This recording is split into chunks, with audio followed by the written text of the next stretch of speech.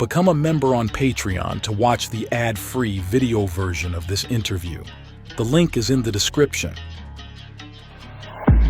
Beyond the Forbidden.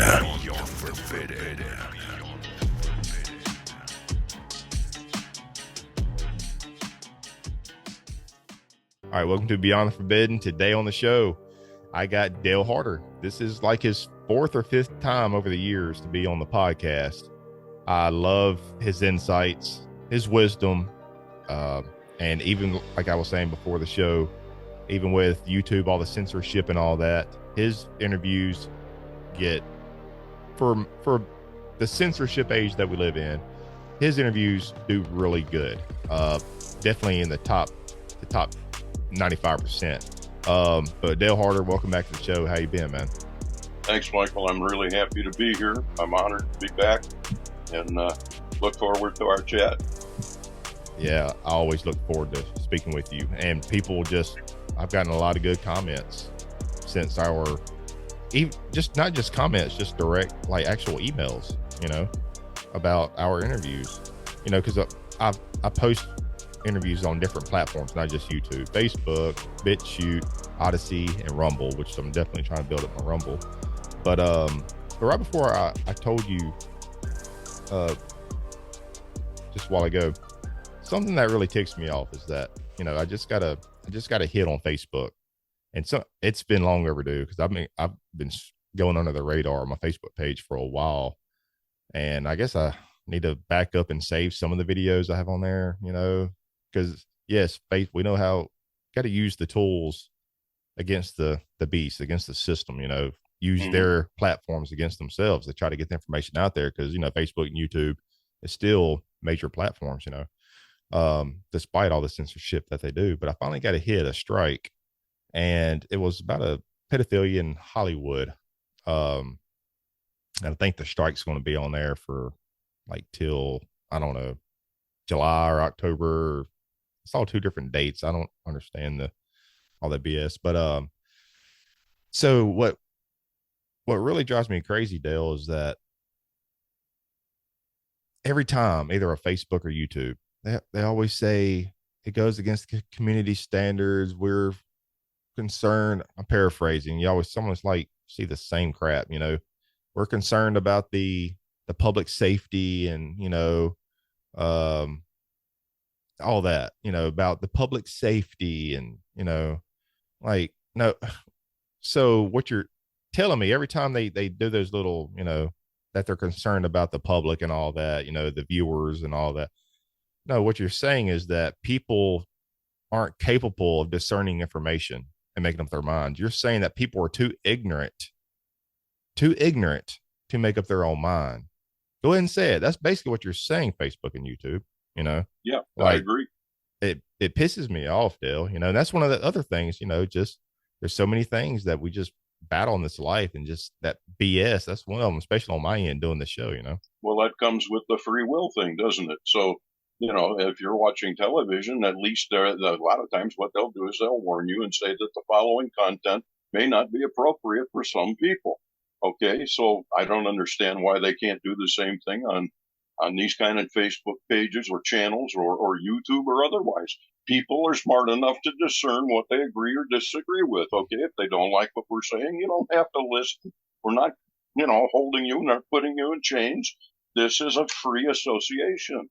And, so I always tell people that the information I give is not from me. It's not an opinion. It's direct, and you can take it or you can leave it. It's okay. We don't need any numbers. We don't need to build a following. We're not a cult. We don't care.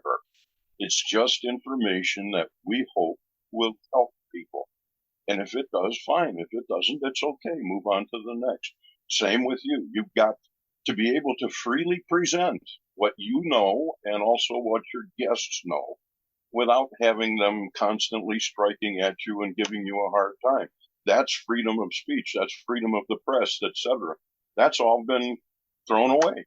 So we're not allowed to talk. We're not allowed to say what we know, even if it's speculation. Mm-hmm. And I agree. Speculation's important because it opens new ideas, new ports, new avenues. Mm-hmm. All right. And that's what we're doing here. I'm not speculating. The information I tell you, if I'm speculating or it's an opinion, I'll tell you this is my opinion. Mm-hmm. And that's going to be kind of rare because my opinion is worth, a hat in a hand. Big deal.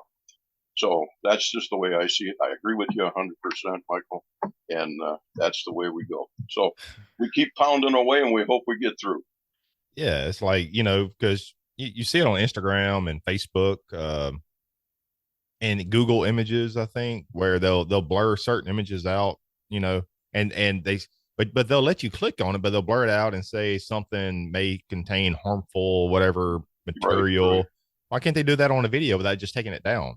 Like blur it out exactly, and put they put their own disclaimer, like watch at your own discretion or whatever. Precisely. All right, this is not something that we condone. Blah blah blah. Make up your own mind. That's okay. They don't want us to make up our own minds. They don't want us to use this term. Doesn't that mean that then social media has become their platform for control? All right. Social media is the platforms that they use to tune into what everybody's watching and thinking. And then they can censor that and twist that and turn that any way they want to. It's no longer about the freedom of speech or the freedom of the press or otherwise. So that's the reason. And if you get censored, I look at it as, we must have hit a nerve there. It's kind of like a badge of honor, huh? Yeah, kind of. And I got a lot of slices, I can tell you. And but yeah, and that's the reason why I'm trying to build up those other platforms. Like, okay, we're gonna move on. I don't know. This is kind of me venting, and I don't know. This is the reason why I've had you on so many times, because you're very wise. The way you just portray the way you present your ideas and whatever. But about the world, reality, and stuff. But see, back in the day, here's something else that kind of ticks me off, right? With YouTube, you could do anything. You could post, say what you want, do anything. And it's not just YouTube. This is a lot of corporations, companies, when they start out, there's free range. They want people to use their platforms. Mm-hmm. So once these companies become too big to fail, they think that they're God, the almighty corporate God, they can make the shots. They can make the rules now because they know everybody's hooked using their service, whatever it is, YouTube, right. Certain corporation in the world, whatever, they can make the shots. And now they can dictate, okay, you're gone, bye-bye. But back in the day, please come to us, YouTube. I'm just using YouTube. Please come to us. Exactly. You can post whatever, blah, blah, blah, blah, blah. But once over the years, they get too big, like multi-billion, like, I don't even know what it is now. It's billions upon billions, that they can dictate the rules now, right. Because they know people are hooked. Yeah. They know that they're going to be there because people are going to use them. But if it happened, it could happen. I'm optimistic, but I'm also, I see the negative, but I see the positive also. But if people migrated to other platforms and they lost millions upon millions of viewers, like permanently, then they will bring back the old system. Exactly. You know what I mean? I don't know. I'm just venting and ranting. Yeah, I've just seen this bull crap over the years, but comes with the territory, doesn't it? Oh yeah. Yeah. But something okay, I told you about my job earlier. Mm-hmm. So last week, I just want to get your perspective, Sure. Last week, my department lead man got fired. He was caught smoking weed on his break, which, you're not supposed to do it at work. So I understand, yes, he's at fault. But these same people that, they're friends and buddies with you at work, and they're all good and they're friendly and all that. Since he got fired and he's gone, they don't give a damn about him. And a lot of them are even talking shit about him behind his back. Like, so they knew what he did, But you're friends with this guy, or you supposedly at work, and I'm talking about vast majority of people are gossiping and talking crap about this guy. You know, I'm seeing him like, oh my God, you were friendly and all this, and just, like real cool at work, and now he's gone. It's like, you don't even care. Talk bad about the guy and like, oh, well, you know, nice guy. All right, move on. It's like, Right. yes, what he did was he shouldn't have done it at work. Do it at the house, whatever. But I feel bad for the guy. He was in tears, because he loved his job. He just has a problem. Like, I'm not talking about just a little bit. Like, he's got a big problem. He needs help. Like, he's in a what I call, a lot of people call it the dark night of the soul. He needs help. Like, and a lot of these people at work are Christians and good, loving people. They virtue signal. Sure. But when it comes down to it, what I bring this up, because this is why it's hard for me to have faith in the world. I'm using my job as a microcosm, with a macro, cosm. If I think I said that right. But that's a small scale, because we have like 70 people at work. It's pretty decent sized shop. But Okay. using it as a small example of a projected how the world kind of is. People virtue signal, they seem good, but when it boils down to it, few people really care. That's why it makes me that's why I seem pessimistic sometimes, because I see things like that. I'm like, wow, you're just fake. You really don't care. You really don't have a heart, And how can we move forward with society, disclosure, technologies? How can we just evolve instead of devolve and just be a byproduct of entropy? Right. Like, anyways, another rant. Give me your wisdom, Dale. Understood. And I agree. This is a big problem for me. Again, being who I am, what I am. I am, and Taygetan Pleiadians, by the way, are exceptionally emotional. We are, whether or not we're uh, more advanced beings, or technologically, I would say we're very advanced, but we're still people. And I have a hard time here because I see things on a daily basis that literally break my heart.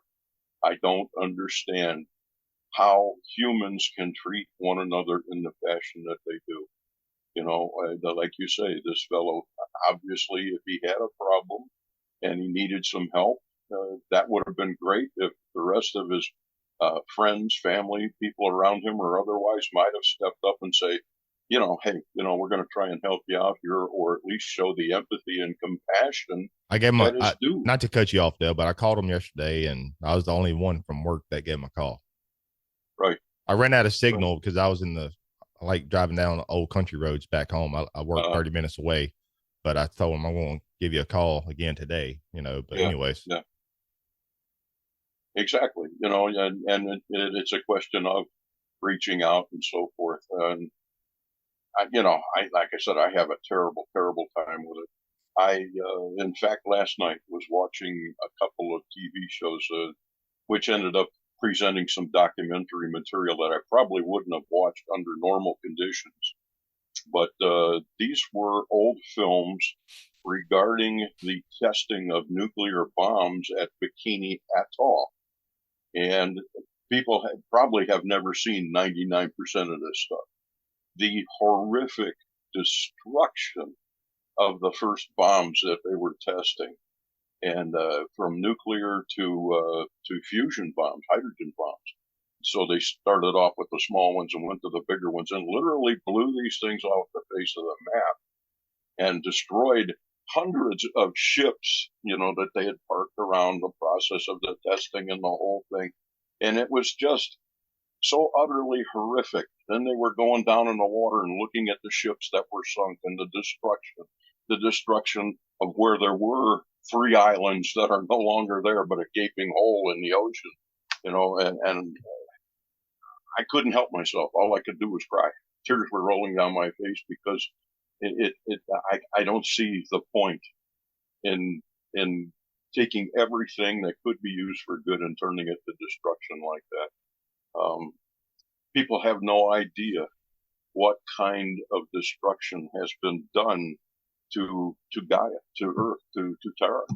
Uh, it's it's beyond fathomable. I have a hard time with it, and most people don't know that we've tested well over 1,500 nuclear bombs on our soil or around the world. So every time one of these things is set off, that we know of, Dale. It could be more. Yes, that are documented. Yeah. And when you watch these things in all their terrible, awesome power explode, and they go, moment by moment, nanosecond by nanosecond, looking at these things, your mind can't comprehend the destruction that you are witnessing. And it's like, how can we do this to one another? How can we do this to our home? How can we do this to all sentient life, seen and unseen? And it just amazes me. And yet, all that stuff was done back in the 40s, and it's still so horrifically radiation. The radiation is so horrific there. You still can't go there. You still can't live there. You still can't function there for any period of time. So all of that said is that I am absolutely baffled every minute of every day how we as people on this planet do the things that we do to one another. And now we are dealing with situations where family is betraying family, brothers against sisters, mothers against fathers, and fathers against sons. You name it, it's happening. And I am even in it myself, to the point that I would have never, ever imagined people that I loved and trusted have turned as hard as they possibly can. I guess that's to be expected here, but it's certainly not something that where I'm from is normal or that we would ever experience. Haven't in millions of years. Well, tens of thousands of years, I would say. It's beyond my comprehension. That has aged me. That has taken away my spirit. That has probably hurt me more than anything that I have to deal with on this planet, and it's on a daily basis. So I do my best, absolute best, to walk the walk, to talk the talk, to live what I say and do. And, if I am berated for it, if I'm thwarted for it, if I'm hurt for it, then so be it. I can't sell myself short. And, so I understand what you're saying, what you're feeling about the guy you worked with. You might have even considered him a friend. Whether or not he was your superior or your boss is irrelevant. Everybody's got somebody over them. Everybody's got somebody under them. But until we all learn to respect one another as beings, as people, and respect our home, man, we're in trouble. Really in trouble. So I've said it before, I say it again, and I don't blame you for feeling the way you're feeling. So if you reach out, that one act of reaching out to that person is probably worth more than 10 other acts that anyone else can do. So I always go with the good, and I applaud you for doing it, I couldn't even sleep that night just thinking about, man, I just hope he's all right. I hope he don't do nothing stupid. I don't think he will do nothing stupid, but but his feelings are crushed. Yes, because he loved that job. He really did. His self-esteem is crushed. It is self-esteem, everything. And it hurts me to see, despite what he was wrong. We all do stuff. There's a time and place for the recreational things, but not at work. But still, despite that, he's a human. He has a soul.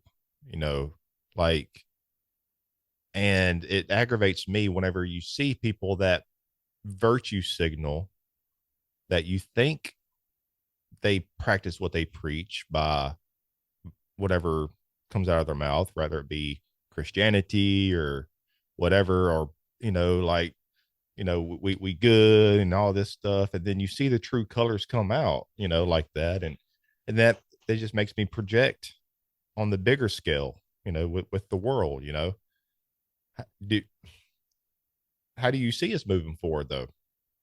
I think I've Well, asked you this before, but the thing there's is, we're constantly learning every day of, getting or downloads or whatever it is. So what's your thoughts now? How do we move forward whenever it's like, we were born into chaos, and it's like chaos we are, and I don't know if, precisely, like, precisely. how do we move forward? Are you hopeful that the human race will, Yeah, I you know, am hopeful. I am hopeful. And there's a lot going on above, especially, and there's opportunities and so forth. First thing, I guess, that I got to tell people, or that even I have to deal with this. I have to remember and remember. But stop dealing with the media.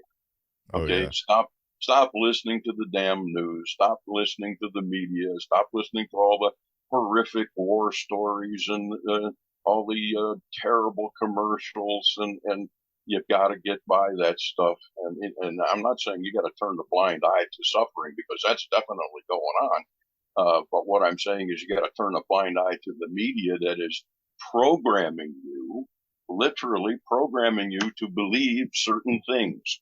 And most of it is not true. Okay. It is designed to keep human beings in a quagmire. It's designed to control you. And there's signposts, and it reminds me of a herd of cattle that are being pushed and shoved into the gate, and they get smaller and smaller, down to one, as they move through the gate and they go to the slaughter. Okay. So you've got to get away from that kind of stuff. You've got to look for the positive messages.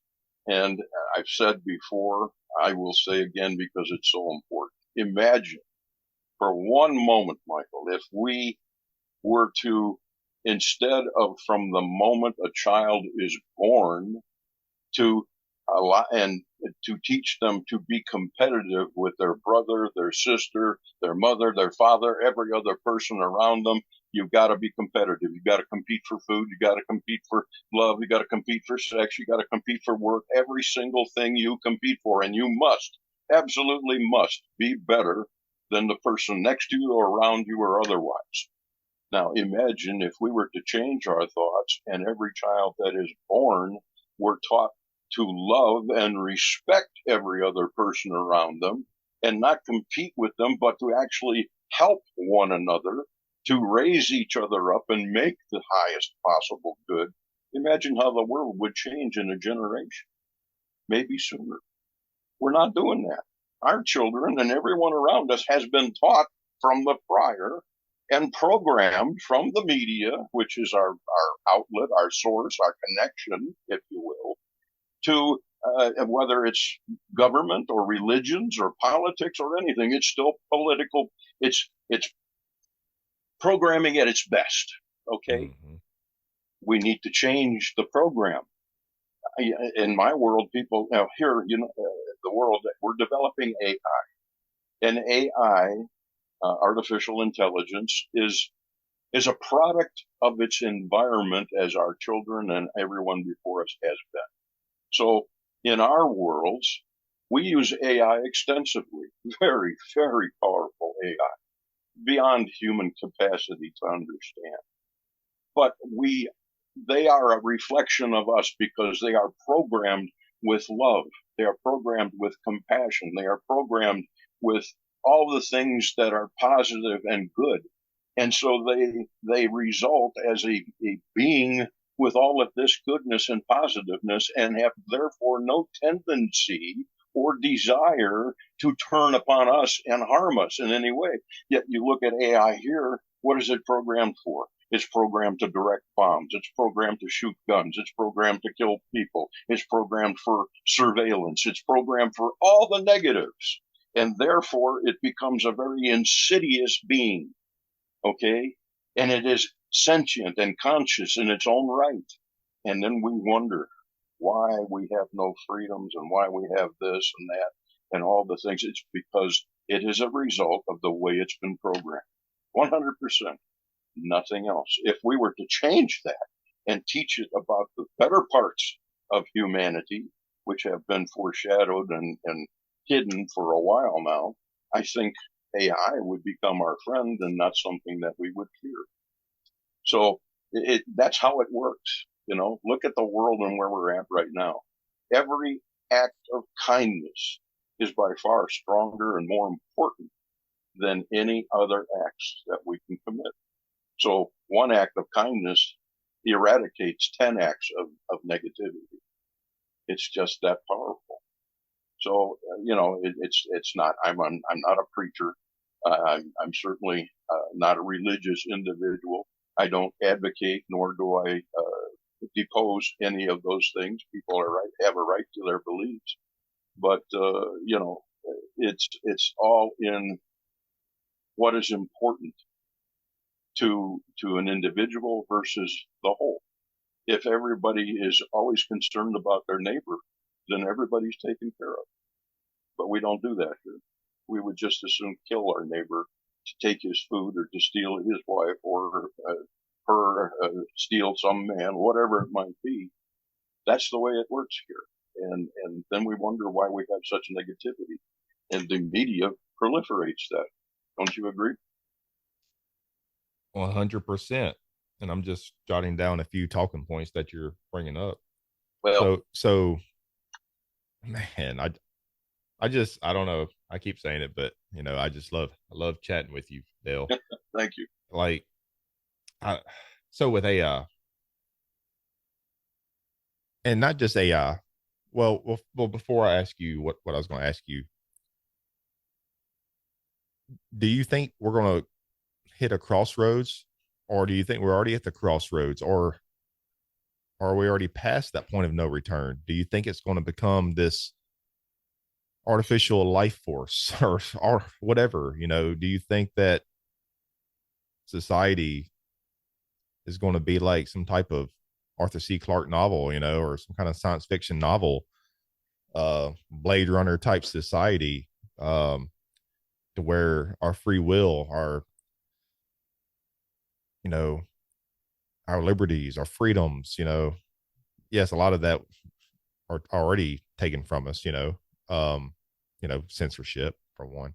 But do you think it's going to get worse before it gets better, and how do you see the future with AI?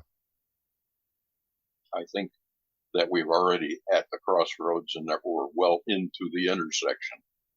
I think that my family and others, ETs and so forth, are very, very carefully watching what is going on here, and they are definitely involved. However, they do their best to remain out of the scene, out of the purview of others. But there is an enormous amount of things that is happening above and below, and most of it people are not aware of. Okay, they're not plugged in. The average person does not have the time, nor the desire, or the impetus to do the kind of research, to do the information search, and to find out about the things that we're going to discuss or are discussing. So I see this as it has gotten almost as bad as it can get without there being some major, major problems. Okay. But again, how much of what they are saying and what they are touting is true? All right. There's a lot of it designed to keep people completely off guard, keep people completely wound up, deterministic, and completely off base. We don't talk about an ounce of compassion in a day's time, and we might mutter it quietly to ourselves or within our group, but it's not spoken about in the media at all. So it's not about the compassion toward others. It's all about well, so and so is going to nuke this one, and so is going to nuke that one. And we've reached a point now where we throw around the idea of total, complete mass destruction as if it were, hey, you want to go to lunch? That kind of thing. It's offcast in such a casual manner that it's like, yeah, who cares? Probably about as much as people care about finding out the truth about UFOs or ETs or otherwise. These days nobody cares. You tell somebody, oh, I saw a craft. Oh, yeah, okay, big deal. Or this or that. Being declassified. It basically does not affect anybody anymore.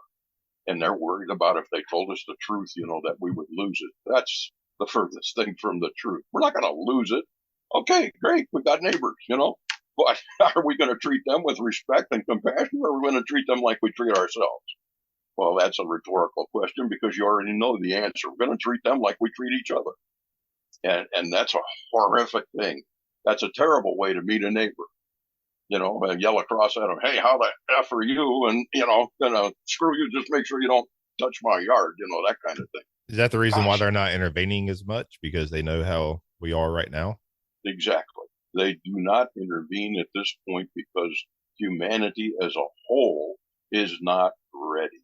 Okay. Now, that's not to say, and I make this point very clear, that there are many, many, many that are awake, that are aware, and that are ready to receive any information or to look at this in the proper way. There's plenty of them, but there's not a majority yet. Okay. So in looking at that damn prime directive, that word that I toss around and others toss around so casually and freely, but we're bound by, is that if humanity were to wake up tomorrow and stand up and say, we're now ready. We know we need help. Will you please help us? Sure. And we can pop right in and say, yeah, here we are. We'll help. But we're not at that point yet. And I'm afraid that we're standing on the precipice. All right. We're right at the very edge of the chasm, of the bottomless pit. And we're all ready to jump like lemmings one at a time over the edge. Yeah, so-and-so says jump. Go ahead. We don't have any parachutes on either. So, we're witnessing the destruction of humanity in real time. Is it going to get better? That's entirely up to humanity, too. I can't even speculate on that, and that is my opinion. I know that. But you said you're hopeful, though. I'm hopeful. I'm always hopeful. And I know that every act of kindness that I can commit would help to negate that to some degree. But it has to come down to everybody feeling that way. Your neighbor, your brother, your sister, your mother, your father, your friends, your work co-workers, everybody. There's got to be a shift in consciousness. And I keep asking myself, when are people going to realize what's really going on here? It's no longer they're doing this quietly behind our backs, Michael. It's no longer that they're just, a little bit here, a little bit there. They're being oblate about the whole thing. They're just right out in front and going, hey, we're going to take this away. We're going to take that away. We're going to enforce this. We're going to enforce that. And people are just going for it. Look at the very state of this world, of our so-called politics, our leaders.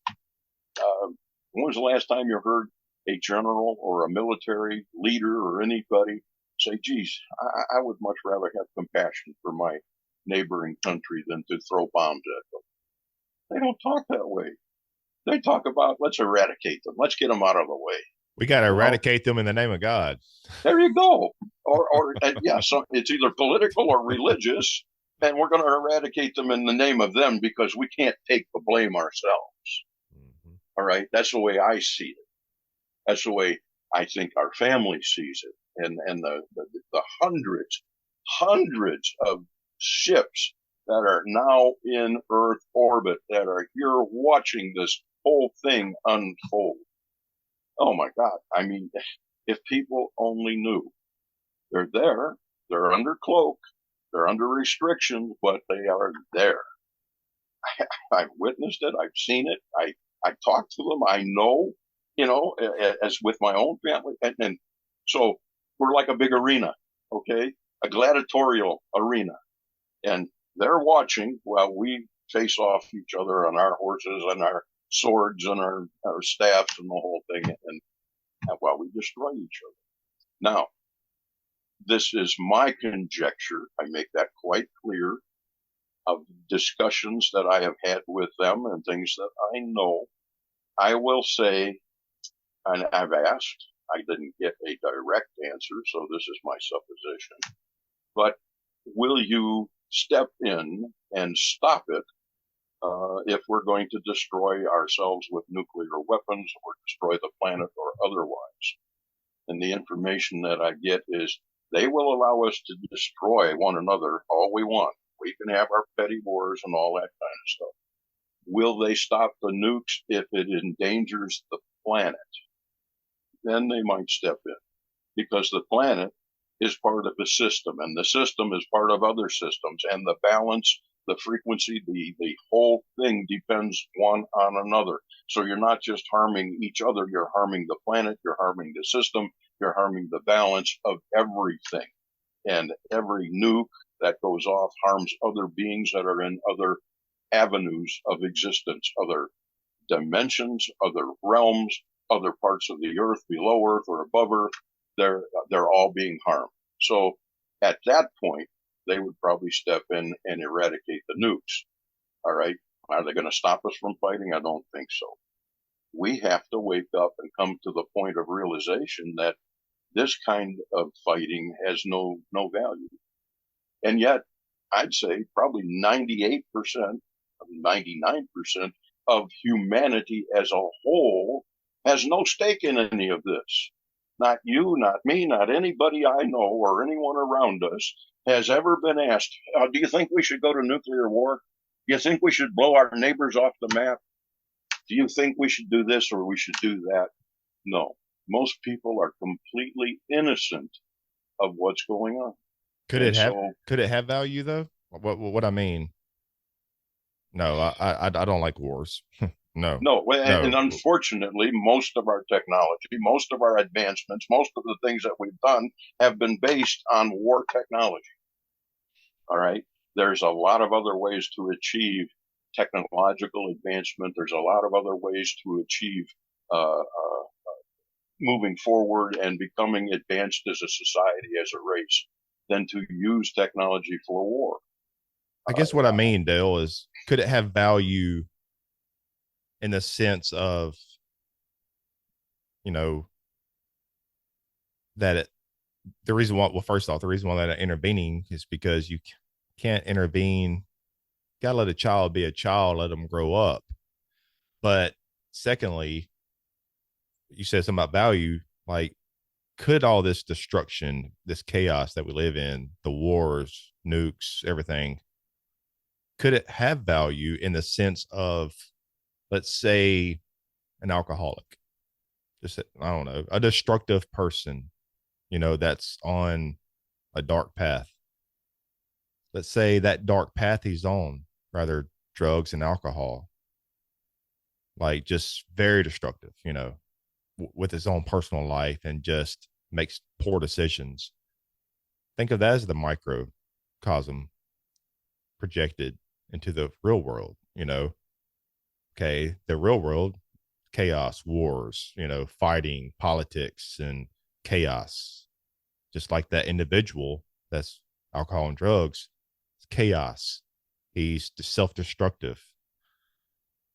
So what I mean, could all this in the world have value, just like that person that's destructive? Yes, he needs help, but it could have value if he learned, let's say, something like he drank and drove, and he wrecked.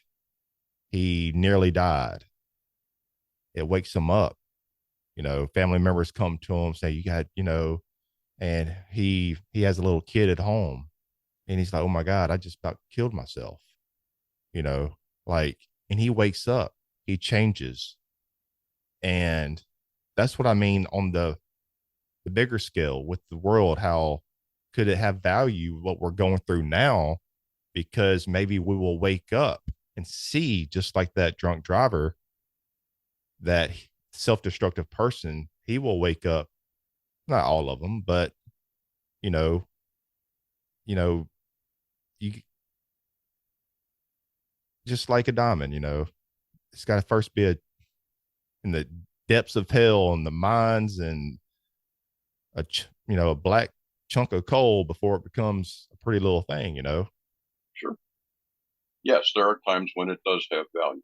Times when it is when a negative can be turned into a positive. But then I tend to look at those, if you go as far as looking at the individuals or friends, family, or otherwise that have these problems or have become drunkards, have become alcoholics, and or have become addicted to drugs and things like that.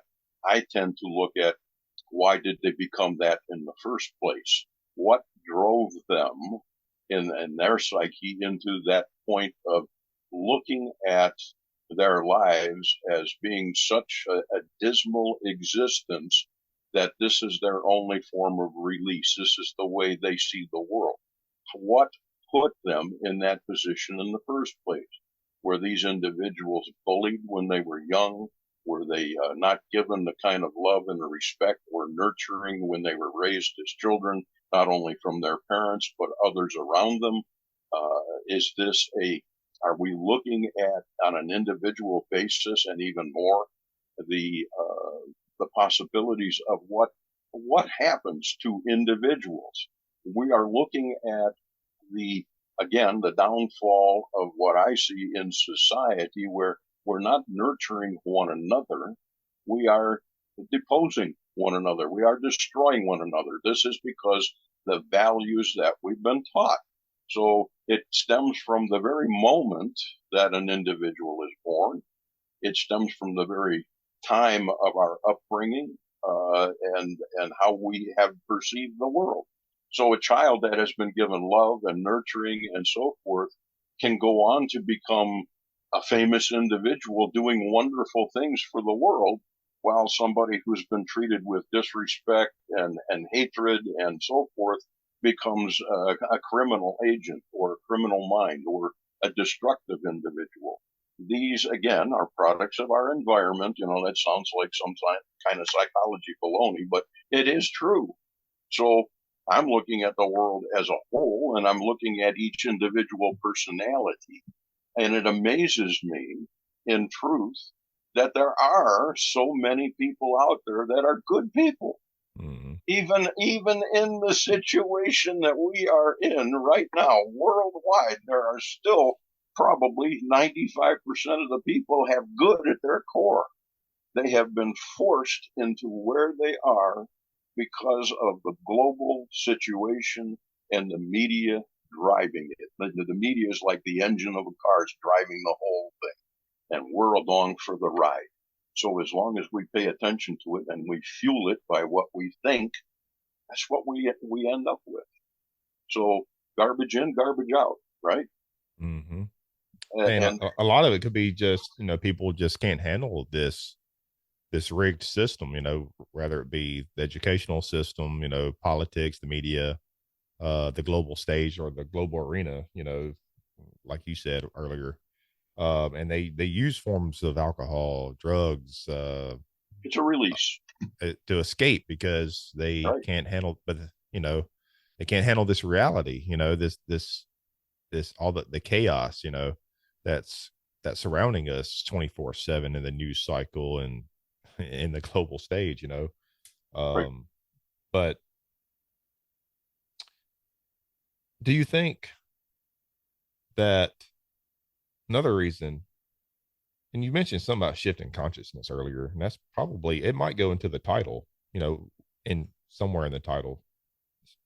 I like that. We need a shift in consciousness, but a lot of the things that we're going through as human race, have you received downloads or communications of like what I'm about to tell you or ask you about cycles of time, like eras, because it seems like every civilization in the past they've come and gone, you know, they've done this, and we're at the peak now, and we're going down, uh, why is that? Why are all these cycles like that? Is it because we're in the Kali Yuga cycle, and it's like there's some type of weird cosmic AI or something, that's wherever we are in the galaxy or whatever. It's like there's this energy is when there's too much energy or something, or the negative, I don't know, it's like we can't handle it. And then other cycles that we go through in the past or ancient past, where that energy in the cosmos in the galaxy, that there's like a golden era here on Earth, like, have you got what's your thoughts on that? Have you got any information or insights? Well, some thoughts, insight, perhaps. I would say, if you look at all the societies that have come and gone, look at all the technology that has been gained and lost, and there's been many races upon this planet other than human beings. And, so we look at the megalithic structures, we look at the pyramids, we look at all these things left around the world, from what people say, well, it's the Stone Age, but it's not the Stone Age. There was technologies and capabilities that far surpass what humans can do today. But these societies they reach a peak, but in a lot of cases, they're not a holistic society, a holographic society. They are societies that are based upon control. They're based upon a leader seeking power. They're based upon, the kind of things here that always lead to wars and things like that. These societies are based on a power structure, and those power structures lead to final destruction. All right, that's where we're at right now. It would be very, very hard for most people to imagine that the governments that exist that we see as separate today are actually one government. They're all working together, and they all have a common goal. And the things that are being manipulated with the monetary system and so forth. People don't have the idea, the clue of what's going on there. They've been kept in the dark. Okay, so these things, I think, tend to lead to the destruction eventually of those societies or organizations or groups or whatever. If we were to turn back that clock and to restart, when you always have to start somewhere, and the next generation were to be raised again with the ideas that everyone exists to help everyone else, that we don't compete with one another, we raise each other up, and that we look at one another as an asset, as a brother and a sister, truly, not just because you were deemed so from family units or otherwise, but you look at the society as a whole, and everybody's contributing, everybody's happy. It's not based on this work a day thing, eat, sleep, work, to coin the phrases from my friend Jordan Maxwell, who's now passed, unfortunately. But he called it very simply the Babylonian money magic system. That's where we live. That's what's going on. If your life had more meaning than just the acquisition of things or wealth, which unfortunately we learn too late, that when you get older, you reach a point where you realize things are not important. Money is not important. Everything here loses that value. It's like you start divesting yourself of all the cars, of all the houses, of all the money, of all this, all the things that you fought for. They begin to lose their meaning. And the only thing that remains is how you feel toward those around you, how you feel about love and compassion and human beings. And this is where the older generation resides. And each generation goes through that. Now, if we eliminate all of that kind of stuff, then these societies would reach their peak, but they wouldn't wouldn't pass on into oblivion. This is where I see the problem lies. It's that there's always some group of individuals or individual who's got to have it all. I'm in control of the world. And we've had how many dictators in this world? We've had how many groups, organizations? Everybody wants to conquer everybody else. It's all about the power, baby. Well, it don't work that way, you know. And eventually that civilization crumbles. There may be some good things that come from it along the way, but the good things they get foreshadowed, they get lost. You know, there may be some technology, there may be, well, you can go all the way back to maybe the or it gets covered up, or it gets covered up. You go back to the Chinese emperor, the first one, Qin Shi Huangdi, okay, and he brought the unification of China, and he brought writing, and he brought the ability to feed people, and he brought defenses and this, that, and the other, and many, many things that he brought. But it was all because he wanted it all. He was the powerhouse. He was everything. And if you don't believe that he was, take a look at the tomb that he left with all the Terracotta Warriors and everything that, 20,000 or whatever that were discovered. And that we find out, by the way, is only one. Now find that there's many, many more of these places with all these warriors, and they haven't even dug up yet. I've been there personally. I've looked at them, touched them, seen them. It's amazing. But the huge pyramid where this guy is buried and all these things, what does that say? It's all about, hey, look at me. This is what I did, buddy. You know, same thing with the pyramid, the Great Pyramid of Giza and Kufos and all of that stuff. The people over there, I built this tomb so that people will remember me. It has nothing to do with, I made a society that was for the good of all. Okay? It was all about one man or a group of people that wanted total control. We've got to lose this total control thing. We don't need that to have a society that functions. We need to learn how to love and respect one another and build upon that. And you accomplish far more with that. So,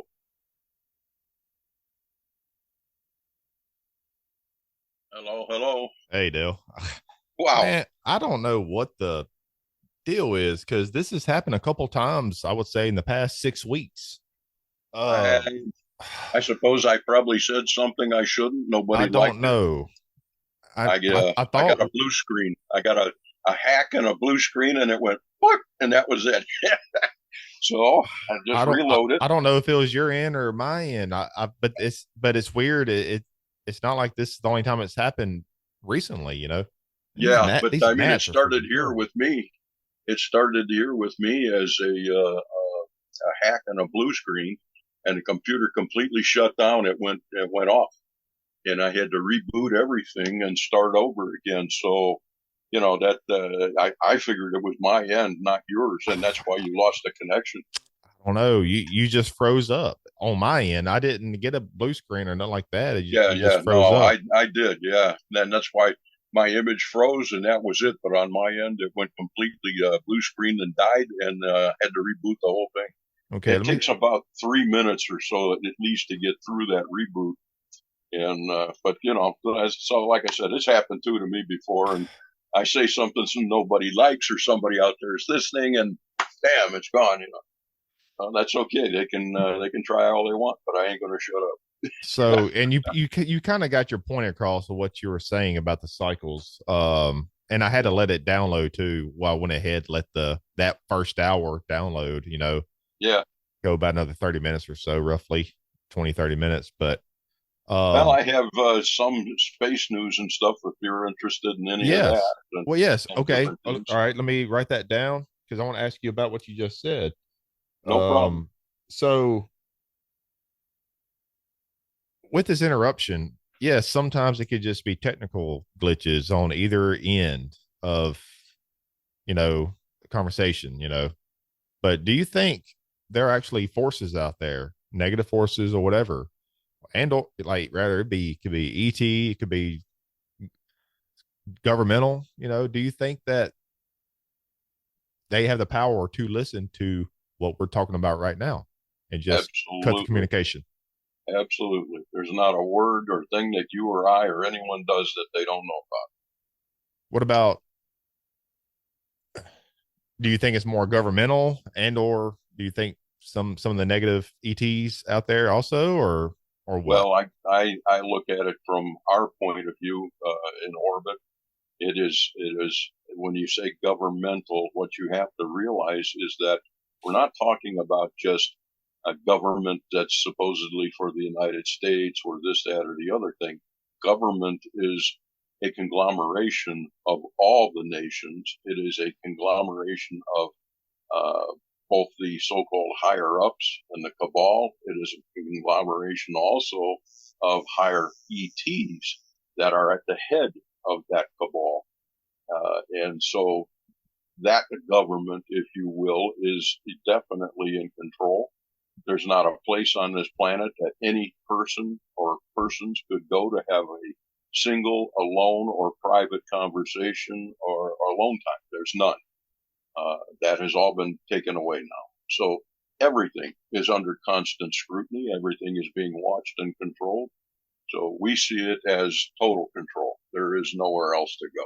So we try and slide stuff in here and there, I think, and along the way. And sometimes we get away with it. Sometimes we don't.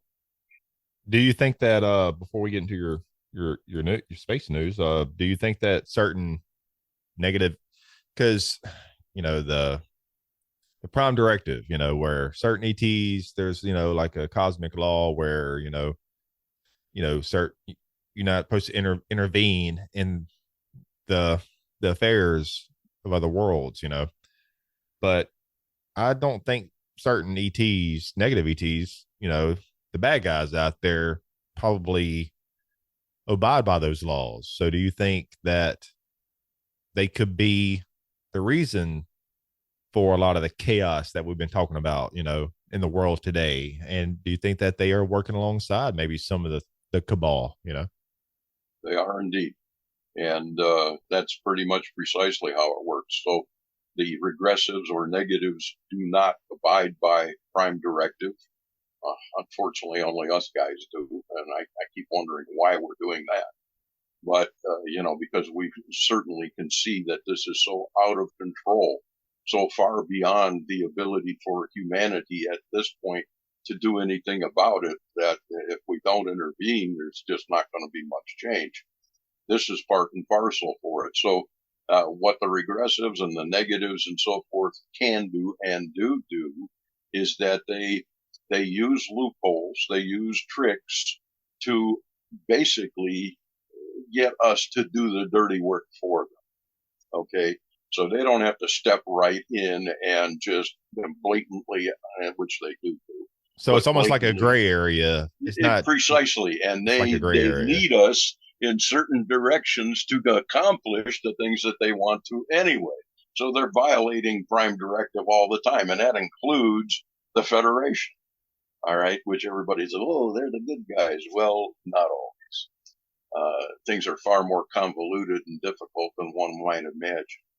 So, and there are many federations or aspects of the Federation, if you will. And so, because there's a local federation, a galactic federation, a system federation, and so forth and so on. And a lot of times these tend to not necessarily cooperate with one another or tend to turn a blind eye to what the other one is doing, things like that. But in the case of this planet, this world, this society, if you will, it's pretty easy to trick humanity into doing what they wanted to do without them having to get their hands really dirty and just coming right out and going, I'm going to break the prime directive today.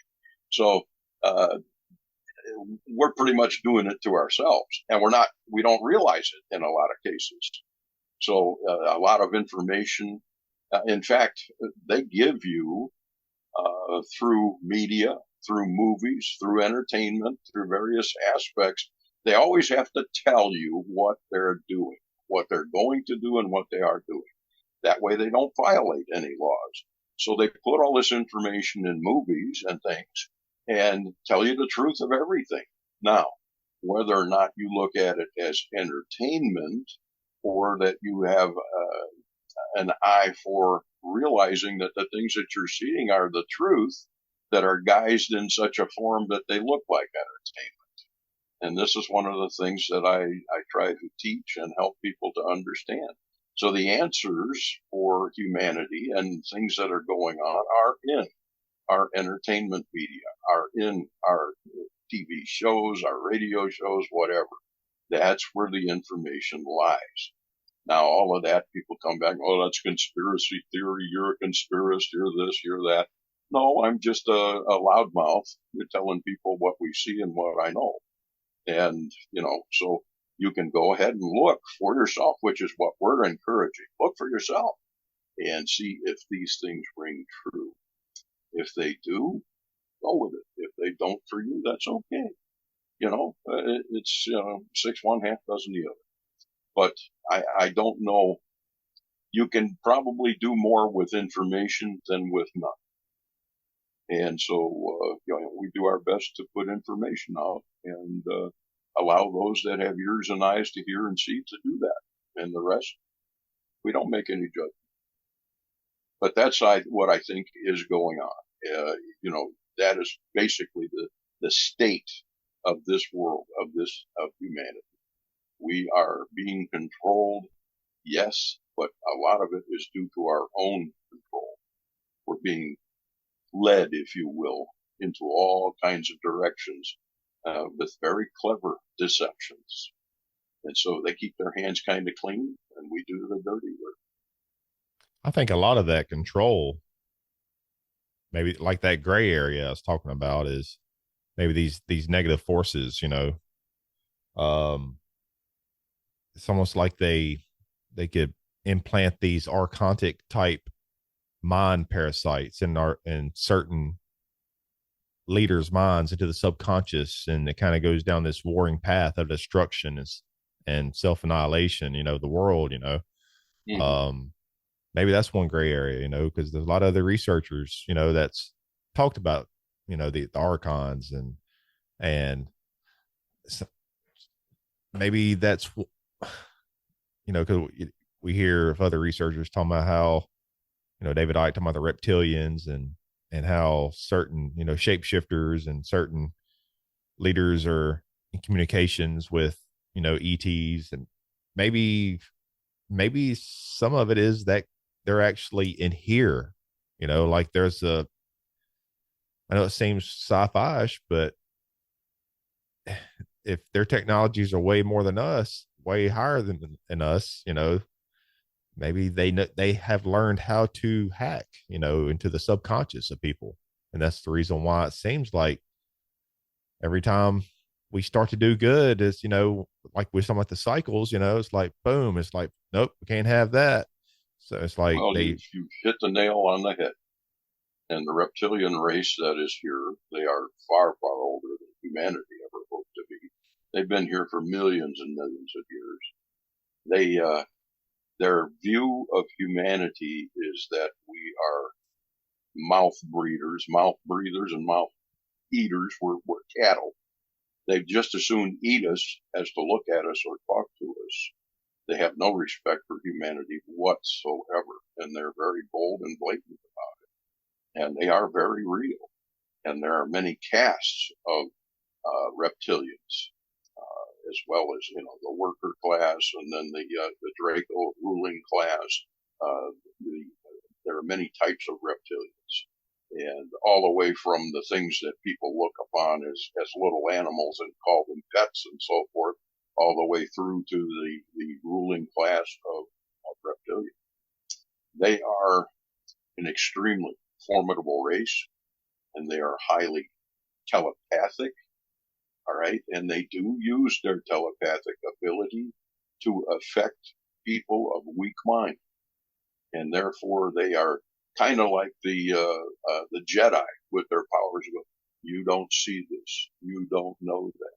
And they absolutely do that. And they are in control, far more than one would expect. So, David Icke's message, while it's not always perfect, is basically true. Yes, a lot of his underlying messages are true. Are really scary stuff. Yeah. Yes. Yeah, absolutely. So, I tell people be aware, and they can also appear as humans. All right. And they have various methods of doing that, and they can be very invasive in not only telepathy, excuse me, but also in dreams. They can enter humanity's minds in many different ways. They're very powerful as a race. They're not to be trifled with. And Why do they want our energy though? Because they live just on it. They just eat it. They live loosh, on energy. and Exactly. You've just heard that from just many like in different the sources. just like in the Matrix movie. I got the poster right there. Precisely. But Precisely. that they want, and they portray it like you're talking about movies, the cartoon, the Monsters Inc. They use the kids' fear and energy to power And the now, city. what did I just tell you about movies and entertainment giving you the truth? All right. And what was the reason that the monsters were scaring the children? Because they found that the fear factor was far more powerful than anything else. So they were bottling the fear.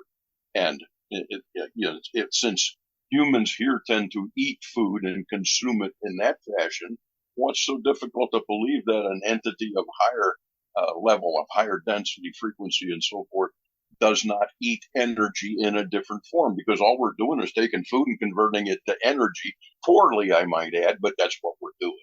All right, so they're doing the same thing. It's just a different form of sustenance. So, like I said, if you loathe and hate humanity, look at it like, how many people do you know? There are many, and myself included, who, as farmers and so forth, were very close with their animals, treated our animals very good. And if you've ever looked into the eyes of a cow, they are probably some of the most gorgeous and precious eyes on the planet, and looked into this being to see this loving soul. And what do we do to them? How do we treat them? How do we slaughter them for our daily food and everything, and give it no second thought whatsoever? How many people go to the market and buy a steak or ribs or whatever and think, where did that come from? What did this animal suffer? What did it go through? And in its last moments, how was it treated during its lifetime? They don't do that, and nor do the reptilians. They look at us as, they see us and instantly up into their mind pops a food, their favorite food, whatever. And boy, do they love eating children and things like that. Yes, they really do. As gross as that is, as sci-fi-ish as it is, that's the truth. And that's the reason it's hard to fathom for people, because we've been told that's sci-fi. Or conspiracy. Everything in the universe consumes one form of energy or another and transmutes it one way or another. So there's nothing difficult to believe about that. This comes from the fact that we have always been taught, or chose to believe, that we are the highest things in the universe, that we are beyond hubris as far as our arrogance. We are the end all be all here.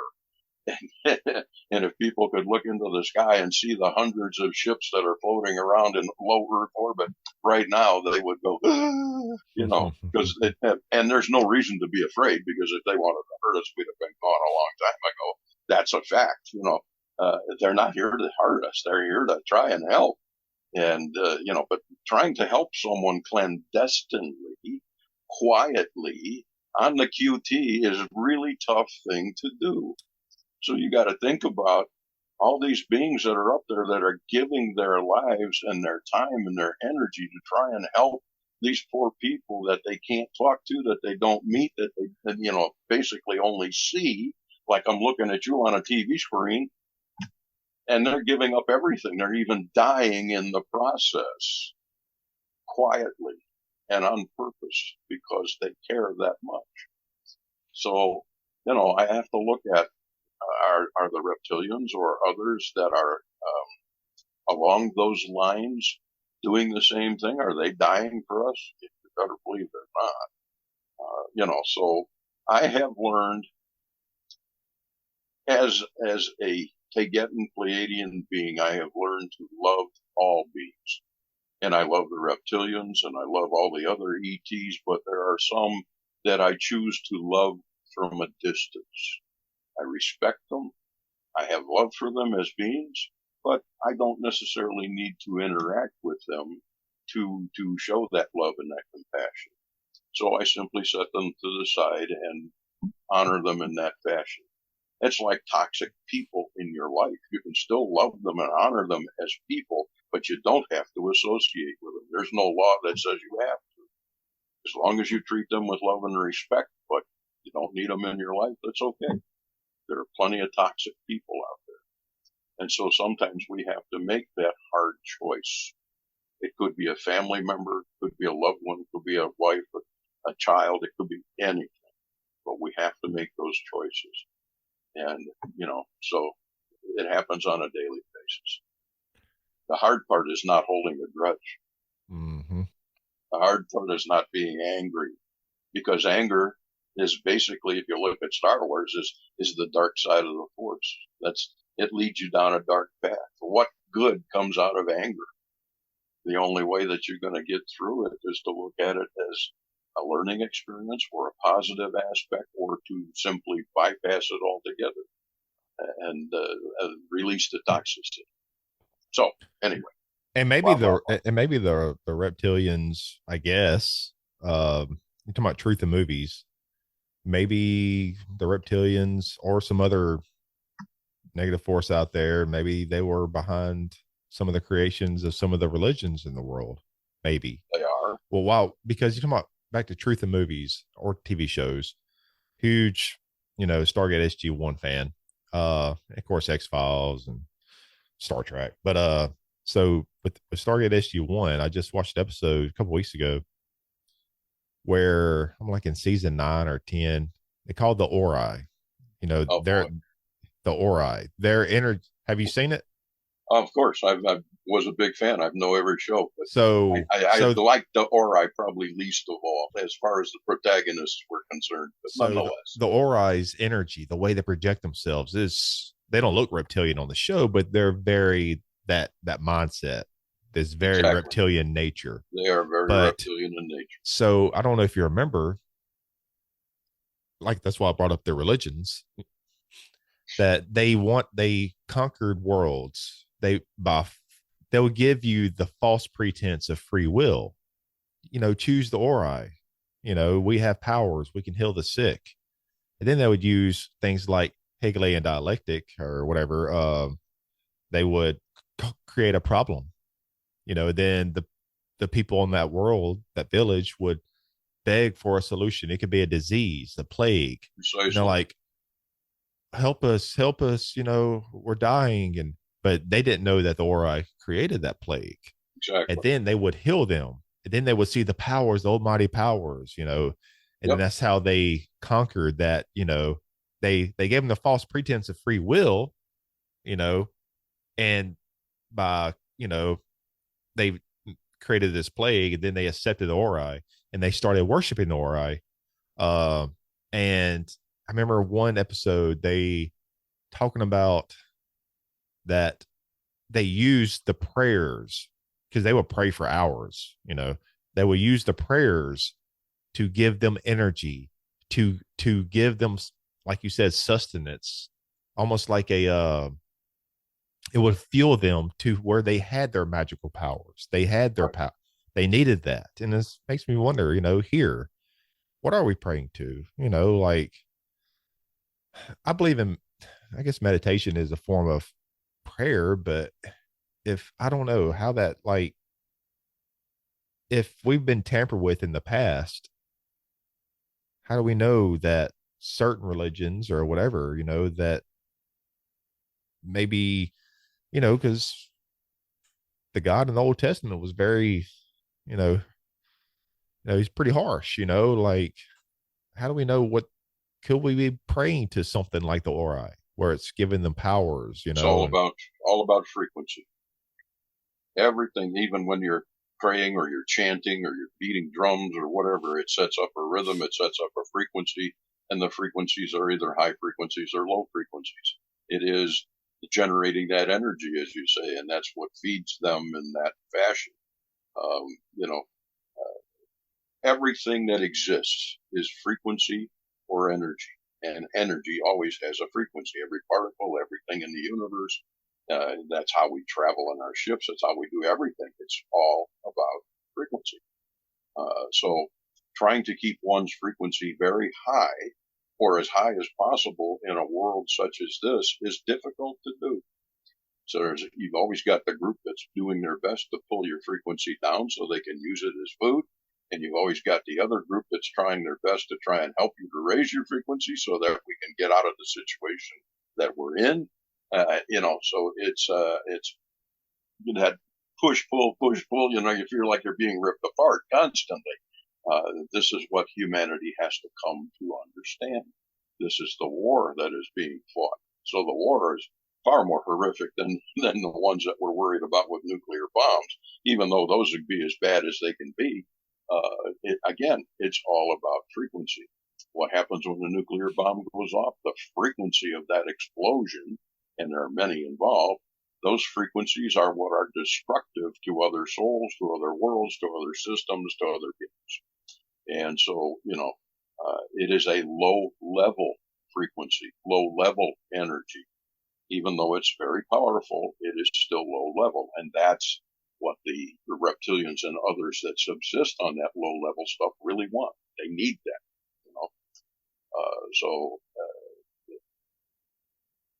we got to wake up to see the difference, to see the truth of this.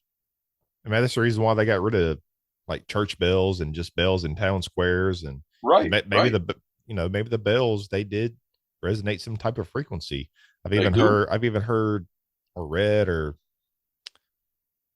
that a lot of the bells were also used not just because it was for they could have been used for many things back in the day, mm-hmm. But if there was like a disease or a virus, they would ring these bells, to create these frequencies. I don't have proof of that. That's just what I've come across, but it does make sense though. If we are frequency, we're all vibrations, everything is energy. Right. Maybe there's a, because the monks. Yes. The monks that use the singing bowls. Yes. They use that for healing, for meditation. Those are all about frequency. It kind of sounds the same, like the bowls in a way. From a distance, a bell can kind of have that same, type of. It does. Right. What, so you just want to talk about what you got for us with the space news? Well, there's always stuff going on up there. I made a few notes of things that I could mention. Yeah. And the information comes directly from my little sister, Marie Swaru, on board the Taygetan. That's our main flagship that's in orbit. And so she's constantly putting out videos, and these are available for people to see and so forth. And then when she talks to GoJet, Cosmic Agency, or myself, or whomever, the information is passed on to us directly as operatives. Some people call us star seeds, but in our case, we're both in immersion pods and are here as avatars to do this work. So we volunteered and came in. In my case, I volunteered, came in wide awake, fully open. I get aggravated because I didn't come here to have the so-called human experience. All right. I came in with all the knowledge of my home, my family, my world, and everything. And I was born into this physical body so that I could stay here and work constantly. And I came in the early 50s to a part of a vanguard group, if you will, to do our best to try and help humanity to get through what we're going through now. And so our job has basically been service. And so there has been a few of us, Taygetan Pleiadians, that have come to Earth for that purpose. The unfortunate aspect of it is that the longer that we stay here, we end up with what is called a frequency dissonance syndrome. We end up becoming very sick, and it will kill you. It's already killed two of my sisters on board the Taygetan.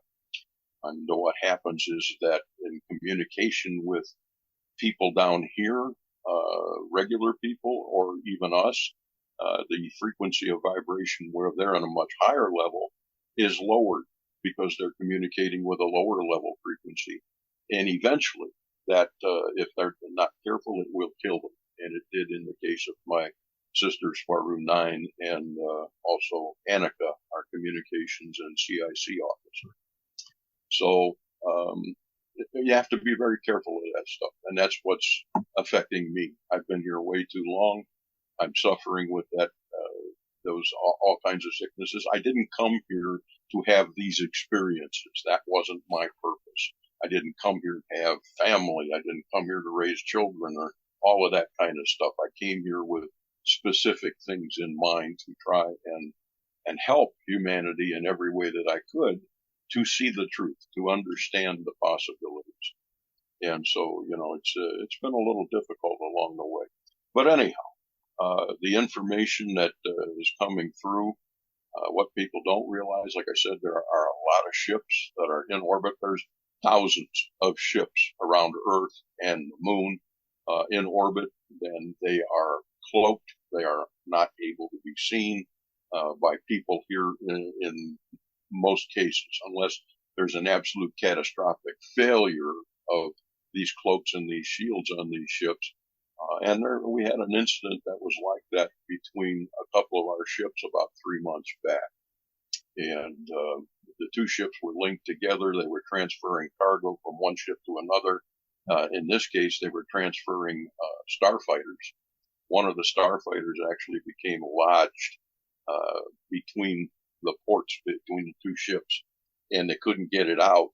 And they couldn't fire the engines to maintain their orbit because it would cause a twisting momentum on the ships and so forth. And that's what they ended up having to do, because they were coming slower and lower into the orbit. They were entering atmosphere. They began to glow. They began to show their presence. And so they had to fire the engines, and the ship that was lodged in the connection between the two ships was actually destroyed in the process. And it also damaged both of the ships. It damaged our ship, the Teleka, and damaged another ship in the process of that. So it was a horrific thing. It was very dangerous, and we could have lost ships and crews. So things like that do happen. We're still people. We still have to deal with the same kind of things people deal with here, just on a little higher level of frequency and higher level of technology. But that's part of being in service here. So some of the news is, let's see, April 8th, when we had the eclipse. I know I got to see it for the first time here, which was fantastic. I'd never seen one before. And there won't be another where I'm at for at least another 75 years, but it was a really unbelievable sight. They viewed it also on the ships, and what they see is they actually see the shadow of the eclipse on the Earth and the path that it's taking. And they can also, because they're only anywhere from 250 to 400 miles within low Earth orbit, they can still see the actual eclipse occurring. And so they get to watch in both ways. But on April 8th, along with that, there were two Alpha Centauri pilots that were flying in a Black Knight starcraft, and something happened to their starcraft, and it crashed. It crashed in New Mexico, and the two pilots had to eject, and nobody knew what happened to them. So the craft was recovered by government forces, if you will, but the two pilots were not found, and we assumed at that point that they were still under cloak. We didn't know if they were injured or otherwise. So our Queen Alanim actually sent down some of our Hashmalim, which is our royal guards, our soldiers, if you will, and they went down to look for these pilots or to assist. Unfortunately, they weren't able to find them. And news that I got today was that the pilots were found, but they were found by the negative forces, and they are now under their control. So we know that they were alive, but we do not know to what extent they're being held or where yet. And negotiations are being done to see if we can get those Centurion pilots back. What do you think? Do you think they're here on Earth being held by the negative forces? And They were found in New Mexico, but we don't have all the details yet. I do know that as of this morning, they were negotiating to try and get their release. So, these are a real prize for people down here in the negative realm because of the information and things that they may have or that they can learn. Even though these small starcraft are called the Black Knight, they are not the same as the Black Knight satellite that is in orbit around Earth in a north-south orientation. So I guess you need to, whenever you find out more information, you let me know. Right. And she will also let us know. She'll post it as well. So yeah, we're constantly, but we did try to assist and try to help with that as we always do. We also had one of our big starships, the Asterope, arrived on Saturday, April 13th, and that's a large dreadnought class ship. It's a little bigger than the Taygetan, which is our Queen's flagship, where we hail from. It's always in orbit about 307 miles up at this point. Let's see, there's the Andromedan biosphere. The ship is called Viera, and Viera is a ship that is it's what you'd call the local space traffic control. And so Viera controls all the various ships that are coming and going and arriving into low Earth orbit or medium Earth orbit in that biosphere, which is what the moon is, although this one is smaller than the moon, acts as that traffic control, much in the same way we have traffic control for aircraft here at the airports. So I knew that happened. Let's see. Asterope, another one of our major ships, which is also a dreadnought class, is the Alcyone, which is named after the major star in our Pleiadian system. And they were taking part. Now, the Alcyone arrived here. Actually, it arrived on the 2nd of May, finally got into low Earth orbit. Because ships come in, they have to decelerate before they reach the system. They cannot star jump directly into the system because of the speeds involved and the fact that they could interfere with other ships or cause damage, things like that. So it takes them a while to slow down to get into Earth orbit, and they are basically trafficked and tractored and controlled to try and get into these orbits because we're talking about a parking lot up there, all right? And but they basically got into a low Earth orbit on May 2nd. Now, Alcyone's latest mission, as I've been told, is taking part in a direct media communications project. And this project is basically to help and try and uplift the consciousness of all of humanity, all the people here. So we're a force of many, many crew that are being specially trained to work through media and to divulge information into the human system, into the humanity, to counteract a lot of that negative media that's out there.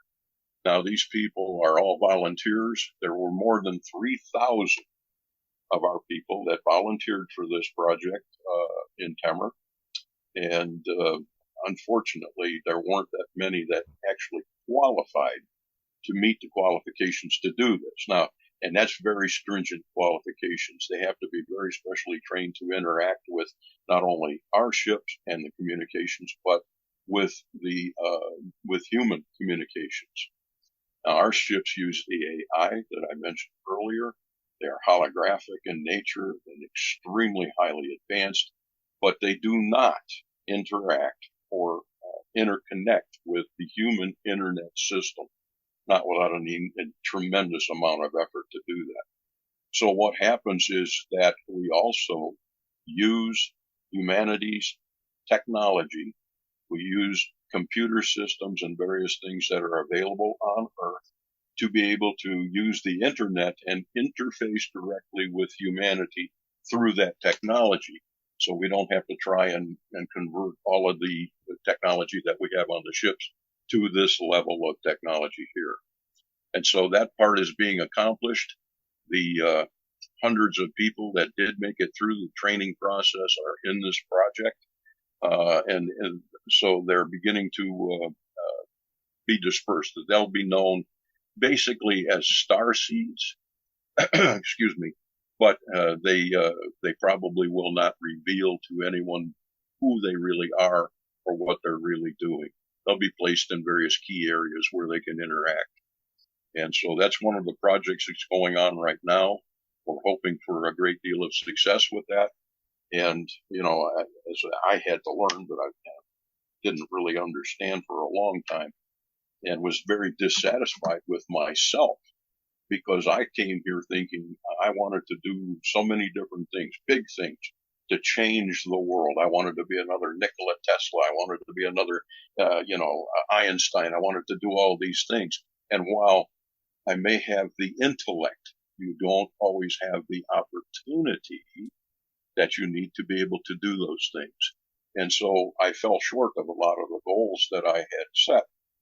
And I was feeling very bad about myself until my family made me realize that just my being here and my higher frequency in general affects hundreds, if not thousands of people all around me and beyond, or through these interactions like the Coast to Coast shows, your shows, and many, many, many others, that my frequency of vibration helps to uplift a lot of others without me even knowing it. So that I have been successful without knowing that I've been successful. If that makes any sense. Will you have another chance in another life by incarnating? You know, well, I will tell you at this point in time, there ain't no way in hell that I'm ever coming back here again.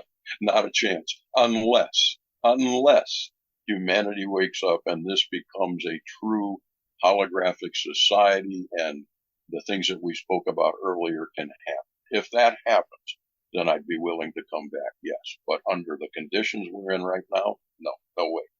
I don't want to go through that. And I didn't volunteer to come and go through the sicknesses and the various horrific experiences. Those weren't part of my agenda.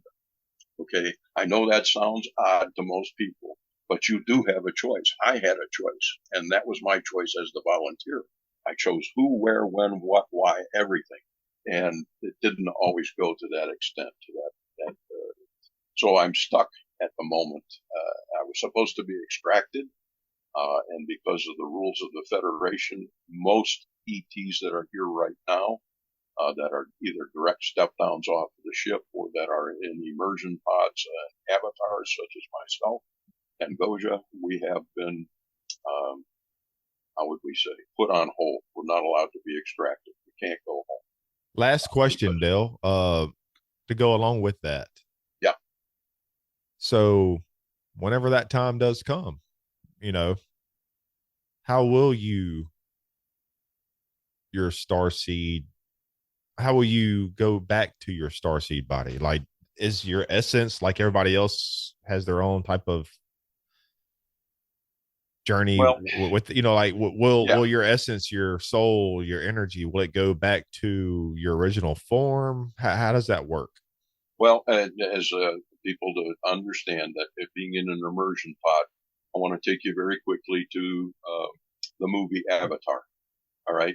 And those that have seen Avatar know that there was the military guy that was in the wheelchair. He got into this pod and he connected with this great big body, the Navi, that was created for him. And he became that individual and did his work in that fashion. In the end, of course, he transferred his consciousness and everything into the Navi body and stayed, you know, on the planet. Okay. And that's fine. So we do much in the same. All right. And so my original body, myself as LL Pata, is in the immersion pod. And this body is functioning through that connection. All right. And my soul and myself. However, as most starseeds and those types of ETs do not necessarily wake up to the extent or are as aware as I am. I came with full choice to know all of it, everything from the moment I was born into a physical body till this very moment now. So when I came as a baby, if you will, I knew then what I know now. And that's a really strange place to be in, I I can tell you. bet. And running around the house at various 3, 4, 5 years of age, telling my parents things that they would go, what? And then they just pat me on the head and go, okay, kid, okay, go out and play. Because talk about being different. And my sister Swaru, she's very young and she's going through the same thing and talks about when she has lived here on the planet doing different things and how difficult it was for her to make adjustments as an 8-year-old. So in any case, but what happened in that process is because I am completely conscious and sentient, I elected to be extracted here so that this body, this person, Dale, can continue to exist as another being. So what would happen there would actually be two of us. There would be there'd be myself, and it'd be like being twins, and we would share consciousness, which is okay with me. But I've come to, without sounding, how would I put this without being a big head, is that I like who I am. I've enjoyed my life and my experiences, at least most of them. And I wish to remain as Dale. I don't want to just go back, say, die here, if you will, and just go back and be memories in LL's mind. I want to continue as I am. So we were offered, and Gosia the same, we were offered the ability to be extracted physically. So what happens is one of the starcraft comes down here. They make what they call a quick dust off. They land. They open the door, the little ramp in the back. We run up into the ship and zoop, and we're gone. So it's a matter of a few seconds, and we're literally picked up and taken away. Now, once we leave, we cannot come back. Okay, at least not this way, in this form, in this person, this body. It's a very it's a traumatic process in the fact that, I have a wife here. I have certain things that are important to me. And of course, my wife has always known who I am and what I am. She's been prepared. But it still will be difficult to say goodbye. Yet I know at this point in my life cycle here that I can do more on the ship than I can from here. My abilities to reach people and to do the things that I need to do here are being curtailed in many different ways. And physical health is also one of those aspects. It happens for every being. No matter what, you come here, you play in this matrix, you are going to face aging and problems. Okay. But for some of us, it's even more devastating than others. And the fact that in 99% of the case, our medical system here cannot help, don't help. And I've been through it over and over and over again. I will say, for the record, I'm really disappointed. My opinion, okay, people, so don't anybody get upset. I know there are many nurses and doctors out there who are highly dedicated professionals, and I love you all, but you work in a system that is not designed to provide health for people. It is designed to proliferate sickness because it's a money-making system. So whether you're good or bad, you're trapped in that system. And if you're working for that system, you have no choice. It's either that you eat, sleep, and work, or you don't, and you lose your livelihood. And I do have friends that have done that. I have a doctor friend in Spain who is very close to Gosia, myself, others, who literally got trapped in that. They censured him. They tried for years to get rid of him and everything because he believed in us. He had seen us. He has met our people. And he suffered dearly because he spoke out and said, the stuff they're telling you is not true. You got to wake up. And so they really gave him holy hell.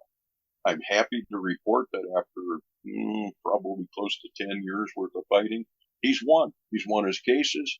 He stayed at it, and he's been rewarded and regained his positions and so forth. And we're talking about a doctor that was probably rated the 5th top in the world in his field as a urologist and other things.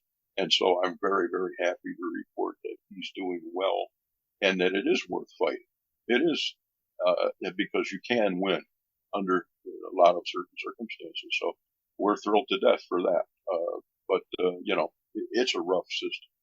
The medical system I see and the pharmaceutical system I see are not designed for health. They're designed to make money. And that's sad.